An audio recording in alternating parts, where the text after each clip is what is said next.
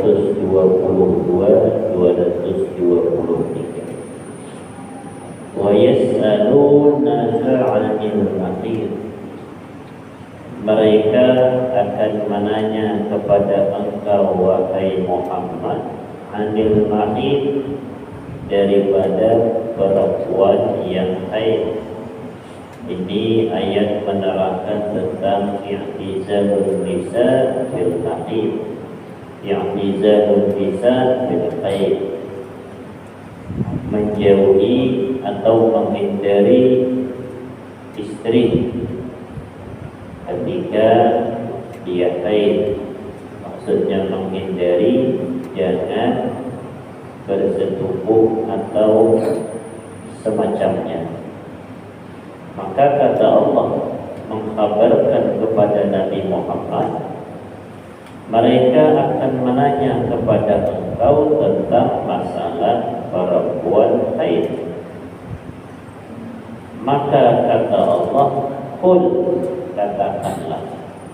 Langsung didikte oleh Allah, diajarkan langsung jawabannya oleh Allah. Huwa adzan, haid itu kotoran, darah kotor, maka dibuang oleh Allah Subhanahu wa ta'ala. Darah kotor, sesuatu yang kotor. Wa'tazilun nisaa fil mahid, maka janganlah bersetubuh, jauhilah perempuan atau istri-istri itu ketika mereka haid. Yang dimaksud jauhi itu ya jangan bersetubuh. Ini ulama berbeda pendapat tentang ba'tazilun nisaa fil mahid, jangan jauhilah perempuan itu ketika mereka haid. Yang dimaksud ba'tazilun itu bagaimana? Maka sebahagian ulama mazhab Hanafi, Maliki mengatakan tidak boleh bermain-main di antara pusat dan lutut. Ini masyhur dalam mazhab Imam Malik dan Imam Abu Hanifah. Artinya kalau bermain-main di antara pusat dan lutut, maka jatuhlah hukum haram. Jadi di Al-Quran sendiri itu diterangkan model seperti itu, saking lengkapnya. Ini karena pas babnya, kalau babnya bab maulid yang dibahas tentang masalah bersetubuh, itu kada masuk itu. Ya kadang-kadang ada yang sampai penceramah itu mencarut itu apa, kata-kata kotor yang condong kepada persetubuhan, condong kepada yang kotor. Tapi kalau memang babnya yang memang harus diterangkan, innallaha la yastahi 'anil haq. Ada perempuan datang kepada Rasulullah nanya tentang cara membersihkan darah haid. Inilah hebatnya.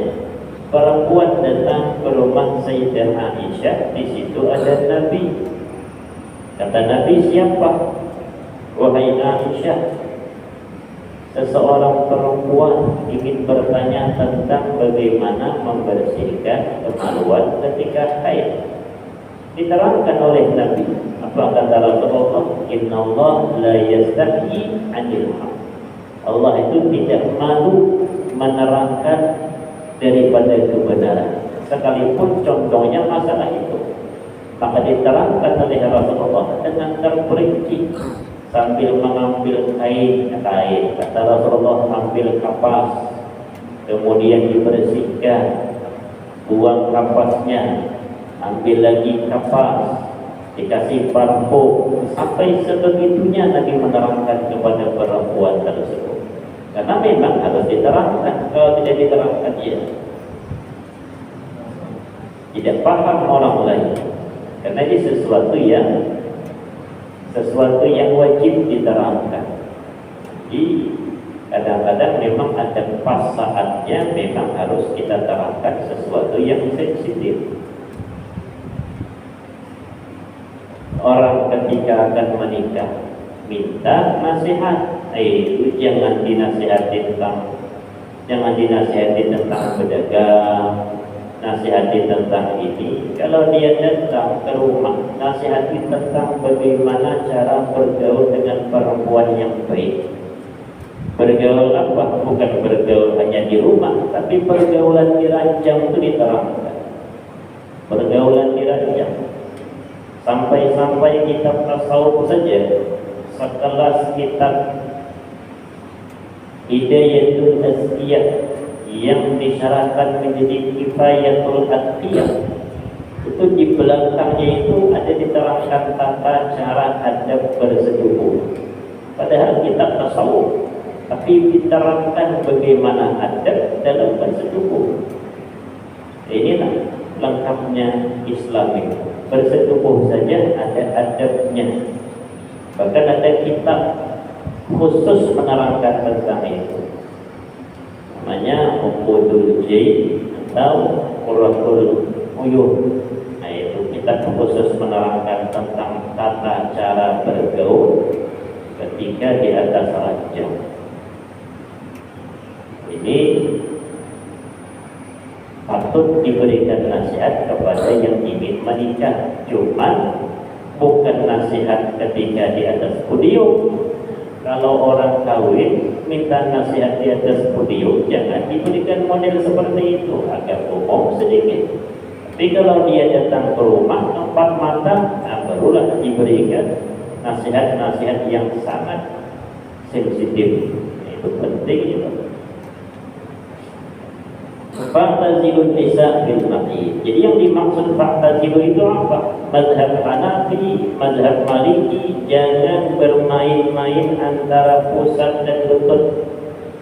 Artinya kalau menyentuh antara di bawah itu, di bawah pusat, kemudian menyentuh di atas lutut, artinya tangan kita menyentuh bagian istri itu, bagian bawah pusat atas lutut, hukumnya haram. Tidak boleh. Tapi kalau di atas pusat silahkan, di bawah lutut silahkan, asal jangan antara pusat dan lutut. Mazhab Hanafi, mazhab Maliki. Mazhab Syafi'i bagaimana? Yang masyhur dalam mazhab Syafi'i yang diambil oleh Imam Nawawi, tidak ada kata-kata haram kecuali bermain di kemaluan. Bermain-main antara pusat dan lutut asal tahan saja, tidak masalah. Tapi kalau andai kata tidak tahan, lebih baik jangan. Yang dimana haram? Melakukan persetubuhan haram dalam mazhab Imam Syafi'i. Namun untuk ikhtiar lebih baik ulama mengatakan pendapatnya Imam Malik dan Imam Abu Hanifah, jangan bermain-main antara pusat dan lutut. Man hama haulal lima yushaku ayyaqa'a.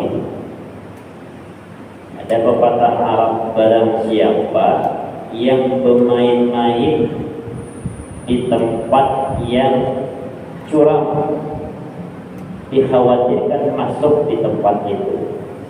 Umpama di jurang, ini jurang. Ingin aman bagaimana? Jangan main di sisi jurang. Ingin aman di sini mainnya.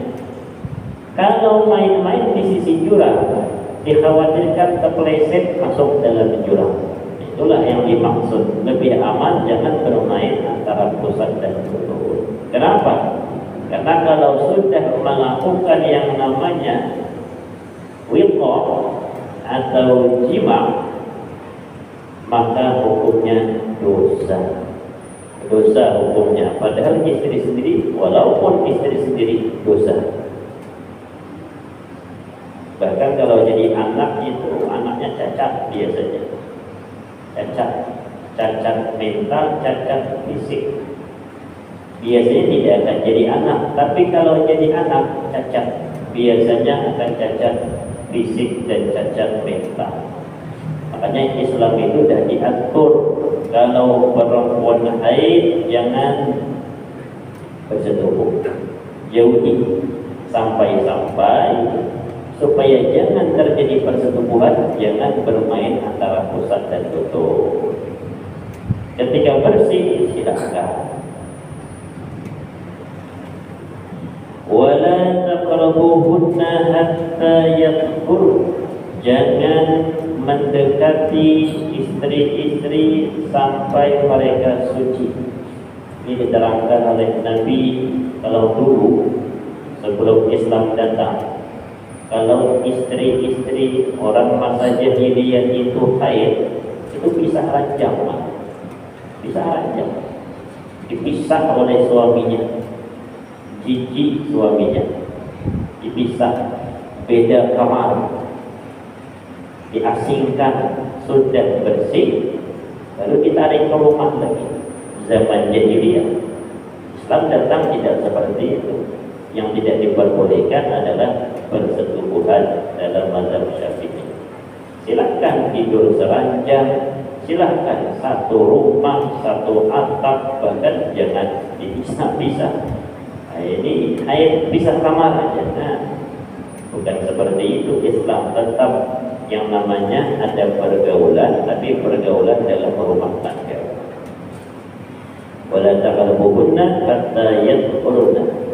Fa idza tatahharna, maka apabila suci, kata Allah, jika sudah suci perempuan itu, fatuhunna min haitsu amarakumullah. Datangilah mereka, ajaklah pada setubuh dari sekira-kira apa yang Allah perintahkan. Apa yang Allah perintahkan sudah ada tempatnya, sudah ada wadahnya, sudah ada jalurnya, maka haram memakai jalur lain. Tempatnya ada, ini tempat untuk benda ini tempat yang tidak baik, sudah ada dalam Islam, maka situlah jalurnya. Haram memakai jalur lain, tidak boleh. Fatuhunna min haitsu amarakumullah. Datangilah mereka, istri-istri itu, dari sekira-kira apa yang Allah perintahkan kepada kalian. Innallaha yuhibbut tawwabin wa yuhibbul mutatahhirin. Allah itu senang, cinta dengan orang-orang yang mau bertaubat dan orang-orang yang bersuci. Imam Syafi'i dalam mazhabnya, Imam Syafi'i yang kita pakai itu, beliau meneliti tentang haid dan nifas itu saja. Kawin dengan banyak istri, kawin dengan banyak perempuan. Ada yang mengatakan 40 orang yang dikawini oleh Imam Syafi'i. Nah, Imam Syafi'i ini kawin 40 orang, dan itu berbagai suku itu. Ibaratnya itu kawin, kalau sekarang kan banyak suku, kawin suku Padang, kawin lagi dengan suku Banjar, kawin lagi dengan suku Bugis, kawin lagi dengan orang Chinese, Cina, kawin dengan orang Jawa, kawin dengan orang Batak, kawin dengan orang Ambon. Tapi yang Islam sampai 40 perempuan. Tapi bukan seluruhnya dikawin, dapat 4 cerai, kawin dengan yang lain lagi. Apa beliau itu, kenapa banyak kawin? Banyak kawin itu ingin meneliti tentang haid, meneliti tentang nifas. Karena kalau sudah istri sendiri, nyaman meneliti, saking hausnya dengan ilmu. Kalau dia bukan istri, kan malu nanya berapa haid, kan malu nanya. Tapi kalau istri sendiri, gampang menanya. Maka dapatlah kesimpulan, sekurang-kurang haid sehari semalam, sebanyak-banyak haid diambil daripada rata-rata perempuan itu dari berbagai macam suku yang telah dikawin paling maksimal 15 hari 15 malam.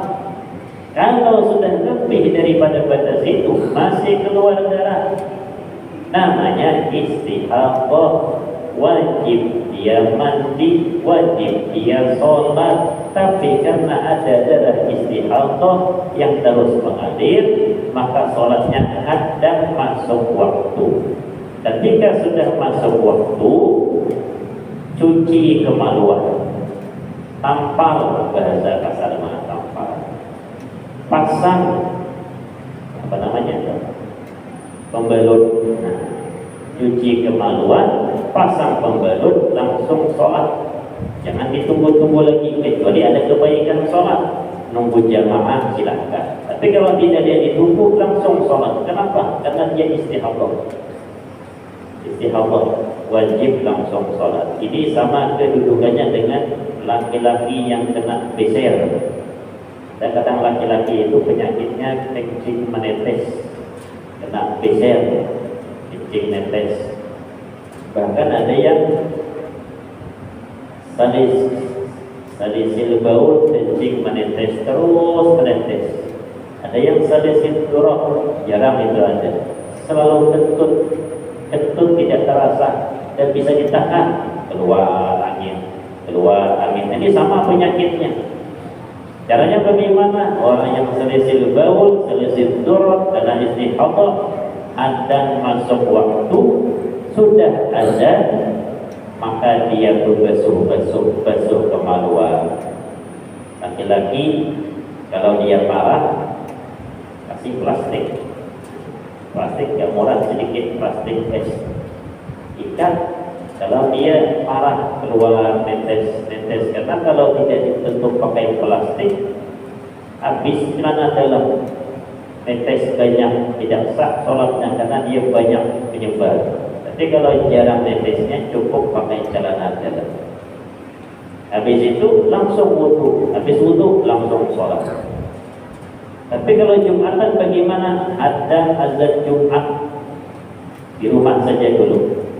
Pas azan terdengar sudah dari rumah, bersihkan kemaluan, tutup, ditutup, itu bisa ditutup itu. Pakai, minta maaf kalau ingin royal sedikit karena banyak netesnya, pakai kondom. Kemudian kalau ingin hemat pakai plastik, tutup, diikat. Kalau dia parah netes terus. Habis itu wudu, pakai pakaian bersih, datang ke masjid. Jadi datang ke masjidnya setelah azan. Ini penyakit orang yang terkena istihadah, salisil baul, salisil durah. Jadi kebanyakan itu kebiasaan 7 hari, 9 hari, sekurang-kurangnya sehari semalam, paling banyak 15 hari. Mazhab Hanafi bagaimana? Bahkan mazhab Hanafi menurut kebiasaan. Sekarang kita mau pakai mazhab Syafi'i, ya pakai mazhab Imam Syafi'i. Pakai mazhab Imam Syafi'i, dia tidak selesai belajar, apalagi tidak mazhab yang lain. Mazhab Imam Syafi'i itu paling belajar ayat sudah ingin pulang, pindah mazhab lain. Hitung-hitungannya beda-beda ulama menghitung. Yang jelas akurat Imam Syafi'i itu banyak yang dikawini. Bisa apa namanya, nifas bagaimana? Paling lama 60 hari. Paling lama sudah. Paling sedikit ya keluar darah ketika habis melahirkan. Ada perempuan yang tidak nifas, ada namanya Sayyidah Fatimah Al-Batul, anak Nabi Muhammad sallallahu alaihi wasallam, istri daripada Imam Ali bin Abi Thalib. Namanya Sayyidah Fatimah Al-Batul. Batul itu orang yang tidak pernah haid, tidak pernah nifas, namanya betul. Lain betul, betul. Beliau melahirkan habis asar, Imam Hasan habis melahirkan langsung mati. Habis mati masuk maghrib, langsung sholat maghrib. Kenapa? Memang tidak ada darah, kecuali darah melahirkan ini. Nifasnya tidak ada. Satu-satunya perempuan yang tidak memakai nifas. Dan haid pun tidak ada. Siti Fatimah. Nisa'ukum harsul lakum. Perempuan-perempuan kalian itu, istri-istri kalian itu harsul lakum, itu adalah ladang bagi kalian. Faktu harsakum anna syi'tum, maka datangilah ladang-ladang kalian itu bagaimana saja kalian kehendaki. Jadi gabungkan dengan ayat sebelumnya.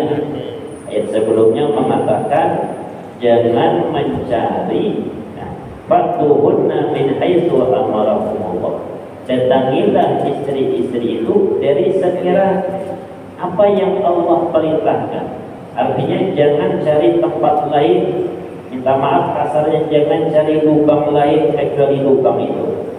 Tapi ayat setelahnya faktu harsakum anna syi'tum, datangilah ladang-ladang kalian bagaimanapun cara kalian mendatangi. Maka ulama menggarisbawahi, menggabung dua ayat ini, silahkan model apapun, minta maaf kasar-kasarnya, model ini, model itu, tapi tetap dari jalan itu. Begitulah cara memahami ini. Jadi bebas min model ini, model itu, tapi tetap jalannya jalan yang satu itu. Terangkan Allah langsung menerangkan. Yang menerangkan Allah, yang menjelaskan Nabi Muhammad sallallahu alaihi wasallam. Saking lengkapnya Al-Quran dalam Allah untuk menerangkan kebenaran kepada umat Nabi Muhammad, kepada hamba-hambanya. Jadi kalau dilakukan adab-adab bersetubuh yang telah dijelaskan secara terperinci di dalam kitab-kitab Islam, itu tidak perlu kita mencontoh orang-orang barat, bahkan kotor malah mereka. Tiru di dalam Islam itu insya Allah anak sehat, keturunan bagus, bahkan sebelum bersetubuh sudah diatur, ketika pernikahan sudah diatur. Jadi kadang-kadang kita itu mengatur ketika akan bersetubuh, baca bismillah ini, itu belakangan aturannya itu mulai dari awal sudah diatur.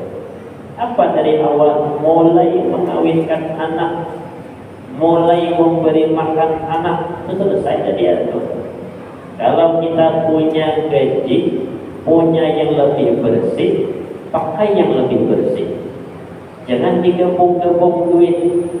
Ini ada pekerjaan agak syubhat nih, cuman kita tidak sampai makom berani meninggalkan yang namanya pekerjaan ini, karena kita perlu duit umpama, karena masih di dalam tahapan kecintaan yang kuat dengan dunia. Silakan, karena belum sampai derajat haram, ini gaji ambil jalan. Ada hasil yang lebih baik, mungkin hasil kebun, hasil penjualan, hasil dagang, ini lebih bersih. Ini yang diberi makan kepada anak, jangan yang ini. Apalagi digabung, tidak tahu lagi kita mana duit yang paling bersih. Jadi yang diberi makan kepada anak, diberi makan kepada istri, hasil yang betul-betul bersih, supaya saripati tadi menjadilah yang namanya air mani. Kalau dia anak perempuan, jadilah air mani anak perempuan tadi. Dari kecil dijaga. Kemudian datanglah yang melamar. Lihat pulang yang melamar. Andai kata kita punya anak perempuan, lihat yang melamar siapa orangnya. Betul dah orangnya.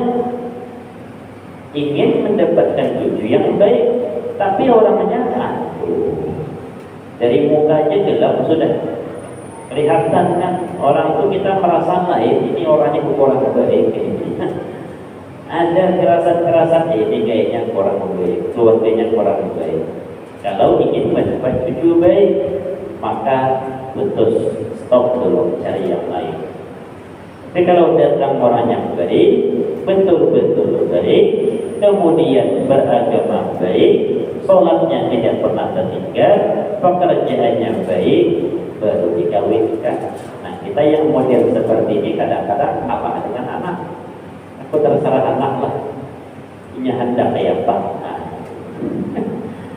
kayak apanya hendak? Itu nama bahasanya. Yang kawinnya pada waktu yang kawin.